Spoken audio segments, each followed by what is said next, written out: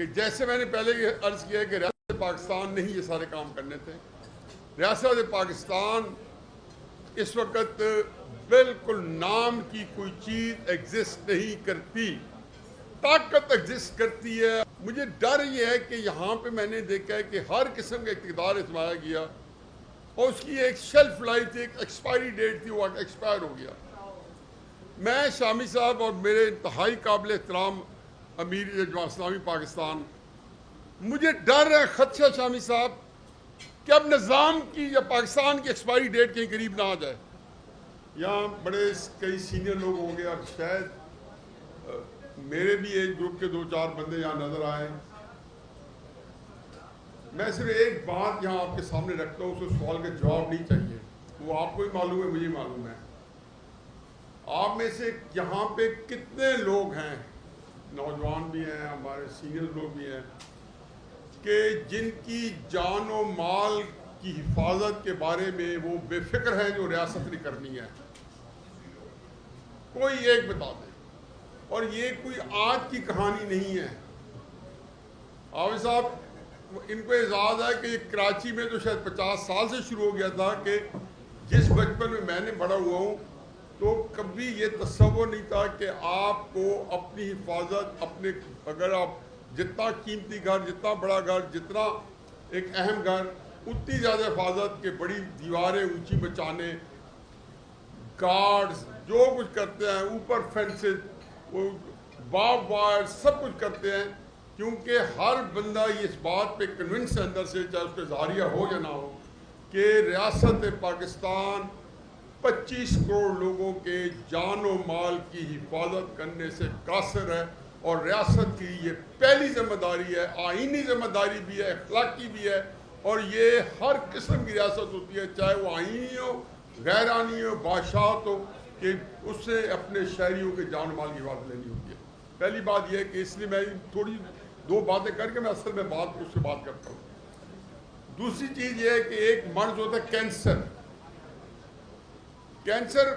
Basically ایک کریب کا نام ہے، یونانی لفظ ہوگا کسی زمانے میں، اس کو انگریزی نے اڈاپٹ کیا.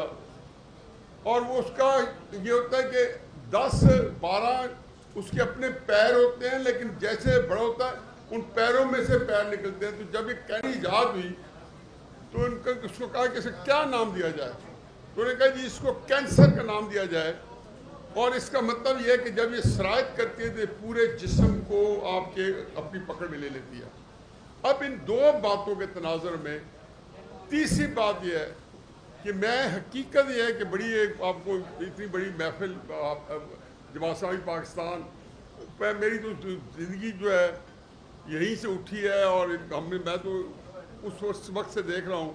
کہ جس دل جمعی سے، جس کو کہنا چاہیے کہ جانے کھپا کے جو کچھ ہے نچھاور کر کے، مال بھی، جان بھی، اور یہی ایک کرتے کرتے کرتے یہاں تک پہنچے ہیں کہ کہاں پہ جب بڑا ہو رہا تھا اور جب میں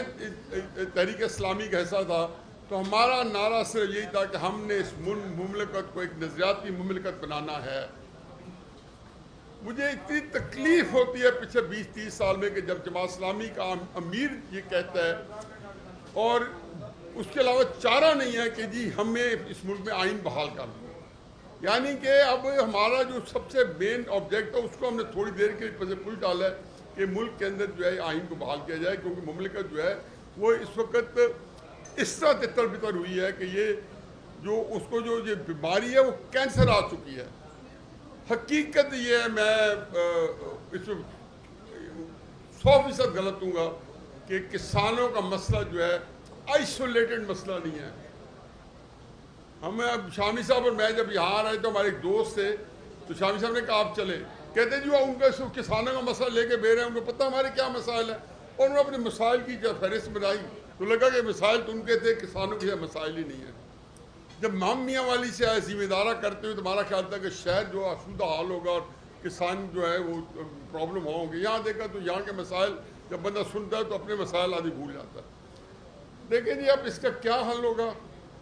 میرا خیال ہے جی کہ 2 باتیں ذہن میں رکھیں کہ جیسے میں نے پہلے یہ عرض کیا ہے کہ ریاست پاکستان نہیں یہ سارے کام کرنے تھے. ریاست پاکستان اس وقت بالکل نام کی کوئی چیز ایگزسٹ نہیں کرتی، طاقت ایگزسٹ کرتی ہے، اور اللہ کا لاکھ لاکھ شکر ہے، میں اس حقیقت ہے اس لحاظ سے بڑا عقیدت مند ہوں دل کی گہرائیوں سے، کہ اس کی وجہ سے ہمارا بھرم ہے، اور میرے شاید اللہ میاں جو کوئی دیدہ انوار پیدا کر دے کچھ عرصے بعد، اور جیسے طیب اردگان آیا ہے اور وہ ٹھیک کر دے، کیونکہ ریاست بچی رہتی ہے اور یہ طاقتیں بچا کے رکھی ہوئی ہے، اس میں اور کوئی کردار ہے نہیں، اسی طاقت کی وجہ سے بھرم لگا ہوا ہے، وگرنہ ریاست پاکستان جو ہے وہ ایگزسٹ نہیں کرتی۔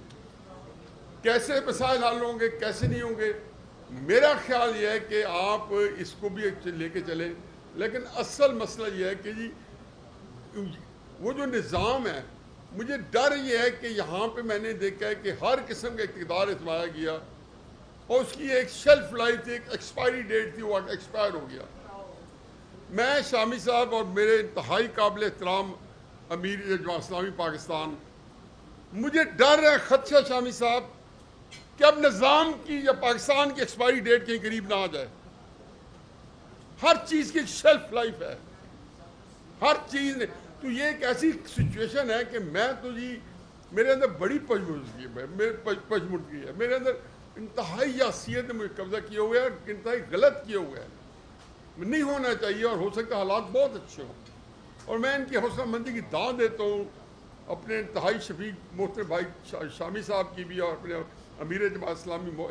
انتہائی قابل احترام حافظ نعیم الرحمان صاحب کی، کہ حقیقت یہ ہے کہ جب ان کی باتیں کرتے ہیں تو پبلک میں جو بات کرتے ہیں وہ بڑی حوصلہ مندی کی بات کرتے ہیں، ایک فکرہ نہیں نکلتا ان کے منہ سے، اور پتہ نہیں کس اس سے کرتے ہوں گے۔ یہ کینسر پھیل چکا ہے جی، پوری ریاست کے ہر شعبے کو اپنی حصے لے چکا ہے، کہ ایسی کینسر کے علاج میں ڈاکٹر تو ہمیشہ نے انہوں نے بتایا لا علاج ہے، لیکن اللہ کے ہاں معجزے ہوئے ہیں، اور اللہ معجزے کرے گا، اور شاید کوئی ایسی شخصیات پیدا ہو گئی ہو جن کے ہاتھ میں قوم کی تقدیر ہو، اور وہ آگے کوئی صورتحال بنے۔ نیشنل کنسنسس چاہیے جی، آپ کے مسائل بھی حل ہو جائیں گے جب تک جرنیلوں نے، سیاستدانوں نے، اور جو بھی کرتا درتا ہے سپریم کورٹ کے ججز ہیں، اپنی ذات کو منہا نہ کیا اور پاکستان کو اپنی ذات پہ ترجیح نہ دی، مجھے خدشہ ہے کہ معاملہ شاید ہماری ساری تگ و دو، سارا ہماری کے باوجود یہ آگے نہ چل سکے۔